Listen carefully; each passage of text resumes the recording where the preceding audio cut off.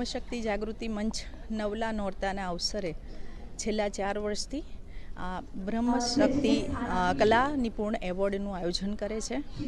વડોદરા મહાનગરપાલિકાના સાથે આ જે પ્રોગ્રામ એ લોકો કરતા હતા એ જોઈને જ અમને લોકોને પણ આ પ્રેરણા મળી અને અમે શરૂ કર્યું છે. ખૂબ સારો પ્રતિસાદ મળી રહ્યો છે.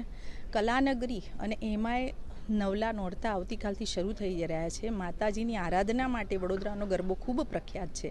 તો એવા સમયે ગરબા હવે ડાન્સ ફોર્મમાં ગવાઈ રહ્યા છે.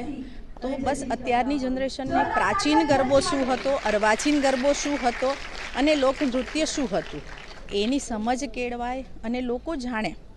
અત્યારનું ફોર્મ એ બહુ જ બેસ્ટ ફોર્મ છે. અત્યારે જે લોકો ગરબા કરી રહ્યા છે, વડોદરાનો ગરબો તો યુનેસ્કો લેવલે સિલેક્ટ થયેલો છે, વર્લ્ડ લેવલે સિલેક્ટ થયેલો છે. એટલે આપણે એને નકારતા નથી, નેગેટિવ નથી અમે એમના માટે, પણ જૂના ગરબાની સંસ્કૃતિને પણ અત્યારના યુવાનો ના ભૂલે, યુવતીઓ ના ભૂલે એના માટેનો એક સુંદર પ્રયાસ છે. એમાં અમારી પાસે અમે જજ પણ બહારથી બોલાવીએ છીએ અને પહેલાં સેમિફાઇનલ રાઉન્ડ કરીને અત્યારે 5 એન્ટ્રી પ્રાચીન, અર્વાચીન અને લોકનૃત્યની અહીંયા આવે છે. આજના અમારા જજ છે વલસાડથી આવેલા શ્રીમતી હિનાબેન, સુરતથી આવેલા ચિંતનભાઈ વંશી અને નડિયાદથી આવેલા જીમીભાઈ પટેલ. અને અમારી પાસે અત્યારે 18 એન્ટ્રી થઈ ગઈ છે.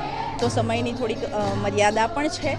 તો બસ બધાને શુભકામના આપું છું. અને જે લોકો અહીંયા સુધી આવ્યા છે, ગરબા પ્રત્યે આટલી રુચિ ધરાવે છે અને પ્રાચીન સંસ્કૃતિને જાળવી રાખવાનો અત્યારના આ યુવતીઓ પ્રયાસ કરી રહી છે, એમના ટીમના આયોજકો પ્રયાસ કરી રહ્યા છે, એ ખૂબ સરાહનીય છે. અને ઇનામની પણ અમે ખૂબ મોટી અમાઉન્ટ રાખી છે. પ્રાચીન ગરબાને પ્રમોટ કરવા માટે પ્રથમ પ્રાચીનવાળાને 21,000 રૂપિયાનું ઇનામ, અર્વાચીનવાળાને 15,000 અને લોકનૃત્યને 15,000. એવી રીતે દરેકે દરેક કેટેગરીમાં ઇનામ કેશ પણ છે અને ટ્રોફીઝ પણ છે.